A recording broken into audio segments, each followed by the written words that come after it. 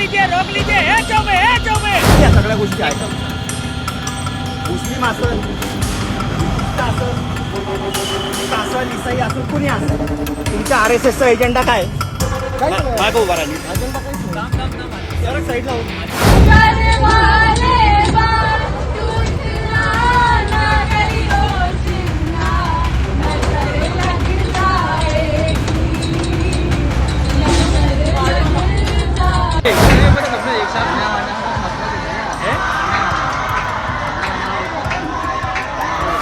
Delhi high court से आया एक वीडियो चर्चा का विषय बन गया है. उस वीडियो को लेकर तरह तरह की प्रतिक्रिया आ रही है और न्याय के देवता जिन्हें कहा जाता है उन पर सवाल उठाया जा रहा है.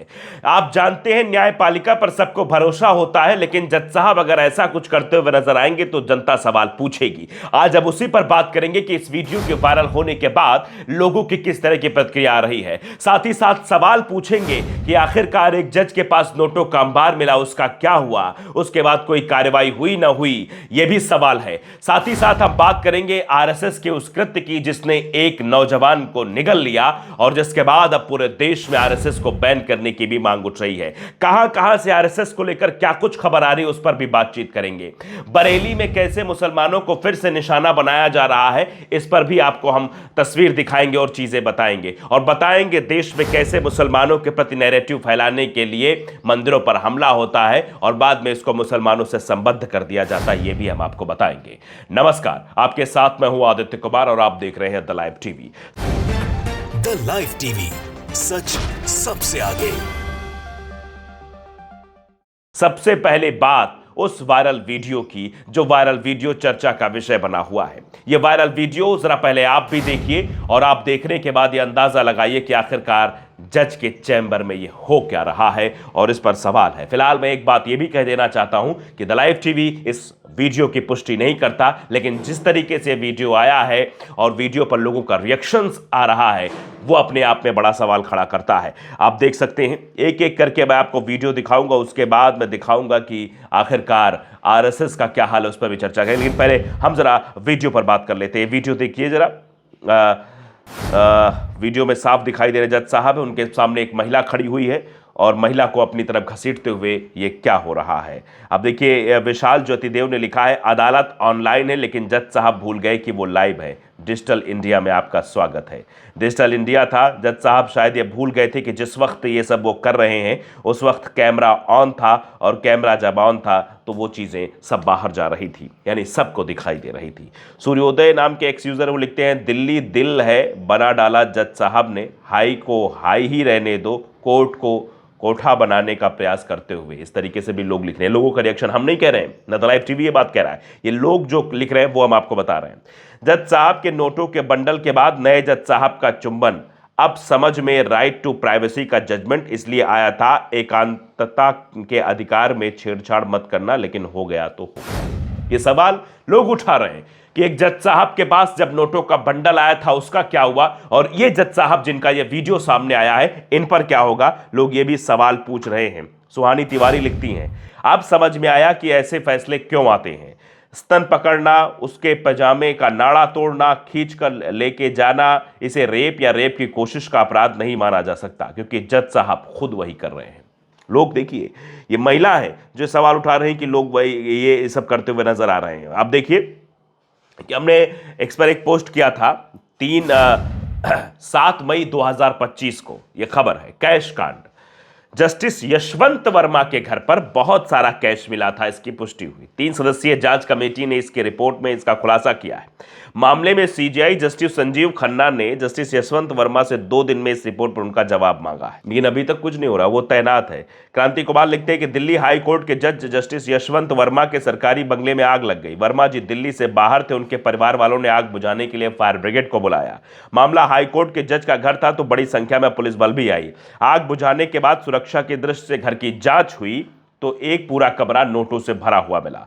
सुप्रीम कोर्ट की कॉलेजियम ने जस्टिस यशवंत वर्मा को वापस इलाहाबाद हाई कोर्ट भेजने का फरमान सुना दिया. पैसा खाकर न जाने इस जज ने कितने गलत फैसले किए हैं. न्यायपालिका ही जब भ्रष्टाचारी जज को सजा नहीं देगी तो कौन देगा. ट्रांसफर कोई सजा नहीं होती. यह बेहद संगीन आरोप है. जस्टिस वर्मा खिलाफ महाभियोग चलना चाहिए. यह सवाल कि ऐसे लोगों पर क्या कार्रवाई होनी चाहिए जो लोग न्याय की कुर्सी पर बैठकर जिनको इस निगाह से जनता देखती है कि अगर पुलिस न्याय नहीं करेगी, सरकार न्याय करेगी, अधिकारी नहीं हमारे साथ बदतमीजी करेंगे तो हम न्यायालय का दरवाजा खटखटाएंगे, वहां हमें न्याय मिलेगा।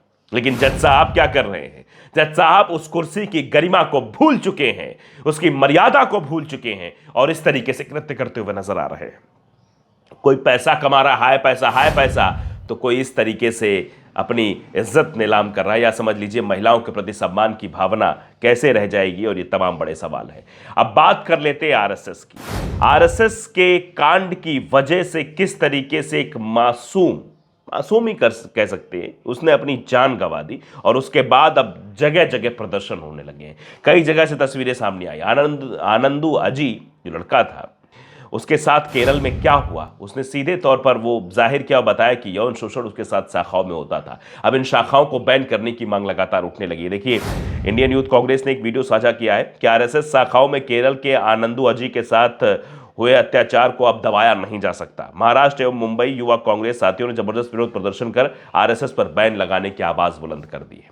जरूर ऐसे संगठन जो यौन शोषण करते हो, ऐसे संगठन जो युवाओं के साथ इस तरीके की गलत हरकतें करते हो, ऐसे संगठनों को इजाजत कौन देता है? ऐसे संगठनों को पावर कहां से आ रही है? आप सब जानते हैं कि ये पावर कहां से आ रही है और इस पावर का कैसे दुरुपयोग किया जा रहा है, कैसे युवाओं के साथ इस तरीके की हरकतें की जा रही। बताइए जरा आप कि क्या गुनाह था उसका, उसको कितना प्रताड़ित किया गया। और इसको लेकर अब कर्नाटक सरकार ने भी एक्शन ले लिया है। आरएसएस के खिलाफ कर्नाटक सरकार का बड़ा एक्शन है कि किसी भी सरकारी और प्राइवेट जगह पर, मतलब जो कॉलेजेस हैं जो अर्ध सरकारी, किसी भी सरकारी जगह पर अगर कोई भी आरएसएस का कार्यक्रम होता है तो उसके खिलाफ एक्शन लिया जाएगा, यानी सीधे तौर पर बैन कर दिया गया है कर्नाटक सरकार का यह फैसला। मिलन टाइम्स ने देखिए लिखा है कि आरएसएस के खिलाफ कर्नाटक सरकार का बड़ा एक्शन, और एक्शन के तहत ये बताते हुए कि अब वहां पर सरकार है उसने फैसला लिया है कि अब किसी भी सरकारी आयोजन में इस तरीके का कार्यक्रम, मतलब किसी भी सरकारी बिल्डिंग में, सरकारी जगह पर इस तरीके का आयोजन नहीं हो सकता है। अब आप समझिए,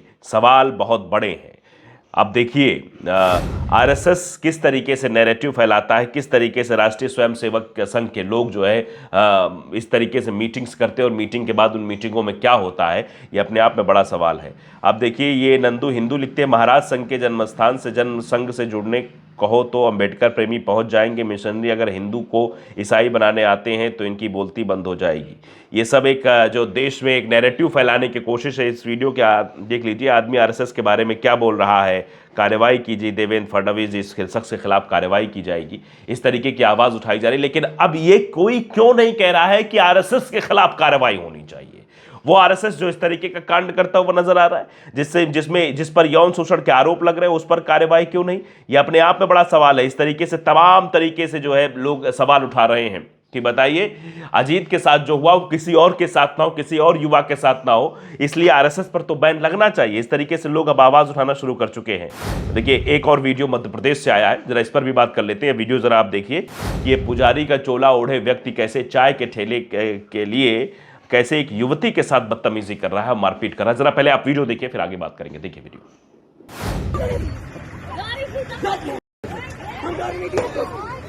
गाली को रोक लीजिए। चौबे चल हट यहाँ से। अरे पकड़ ले। देख रहे हैं आप, पुजारी का चोला ओढ़े, गले में माला डाले हुए एक युवती के साथ कैसे बदतमीजी कर रहा है। क्या यही सिखाया गया है? धर्म को किस तरीके से बदनाम किया जा रहा है। ये जो तस्वीरें निकलकर सामने आ रही हैं, पुजारी की भेष में जो व्यक्ति इस तरीके से महिला के साथ बदतमीजी कर रहा है, ये मध्य प्रदेश रीवा का वीडियो है। इसको इलियास ने अपने एक्स पर पोस्ट किया है। लिखा है, पुजारी का चोला ओढ़ा मगर काम कर दिया गुंडों जैसा। चाय की टपरी लगाने वाले पर युवती पर लात घूंसों से वार करते हुए जरा भी पुजारी को शर्म नहीं आई, हद है।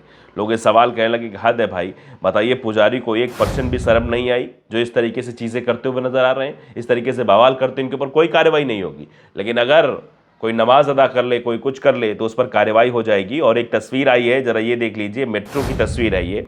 मेट्रो में कैसे भजन हो रहा है और भजन किया जा रहा है। देखिए, भजन कीर्तन हो रहा है। लेकिन अगर यही कार्यक्रम इसी तरीके कार्यक्रम, धर्म का कार्यक्रम या फिर नमाज अदा करना, अगर कोई शांति से, यहाँ तो शोर हो रहा है, अगल बगल लोगों को तकलीफें भी हो सकती है, लेकिन अगर कोई नमाज अदा कर ले तो समझ लीजिए फिर उसके खिलाफ कार्रवाई हो जाएगी, उसका वीडियो बना के सोशल मीडिया पर ट्रोल कर दिया जाएगा और फिर पुलिस उसे गिरफ्तार कर लेगी। ये हो रहा है देश में। यानी ये दो जो चेहरे हैं, दो जो चरित्र हैं, इसीलिए तो पुजारियों की जो है किसी को मारने का लाइसेंस लेकर घूम रहे हैं, युवतियों से भी बदतमीजी कर रहे हैं और इस तरीके से ये लोग भी यहाँ पर करते हुए नजर आ रहे हैं। तो आप अंदाज़ा लगा सकते हैं कि किस तरीके से देश में नैरेटिव फैलाने की कोशिश की जा रही है।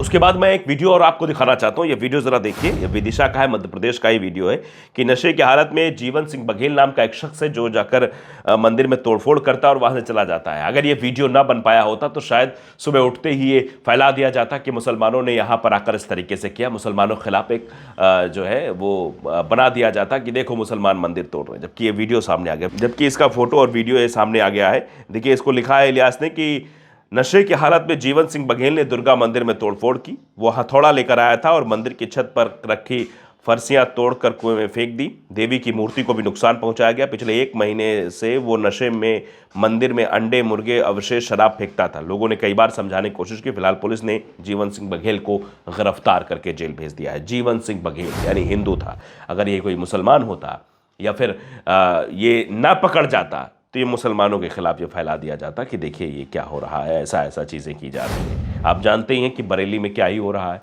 बरेली में देखिए किस तरीके से 28 मुस्लिम परिवारों को 10 दिन का नोटिस दिया गया है, घर गिराने की तैयारी। कसूर सिर्फ आई लव मोहम्मद का पोस्टर लिखना और अपनी पहचान पर गर्व करना। ये सिर्फ बुलडोज़र हमला नहीं बल्कि एक सोच पर हमला है, ये इस्लाम पर हमला है। ये वाकई में ये जिस तरीके से संभल में क्रॉस किया गया था, अभी हाई कोर्ट ने उस पर रोक लगा दी है। अब यही काम बरेली में भी करने की कोशिश की जा रही है। बरेली में भी मुसलमानों को टारगेट किया जा रहा है। 28 मुसलमान परिवारों को, संभल में 80 थे, यहाँ 28 हैं। यानी उत्तर प्रदेश में मुसलमानों को बस निशाना बनाने की कोशिश की जा रही है। अब देखिए, किन्नरों को आप जानते ही होंगे। एक खबर सामने आई है इंदौर से। इंदौर में यानी मध्य प्रदेश में मोहन यादव की सरकार है और आप जानते हैं डबल इंजन की सरकार। डबल इंजन की सरकार में क्या हाल है ये ज़रा आप तस्वीरों के माध्यम से देख सकते हैं।